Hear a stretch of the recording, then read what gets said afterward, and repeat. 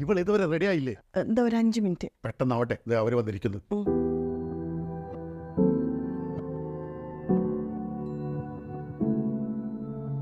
മോളെ ഒന്ന് കണ്ടിട്ട് ബാക്കിയൊക്കെ പിന്നെയല്ലേ. ഇതെന്റെ കൂട്ടുകാരൻ. എന്താ പേര്? അർജുൻ. നിങ്ങൾ ഒരുമിച്ചാണോ? ഒരു ഓഫീസിൽ വർക്ക് ചെയ്തത്.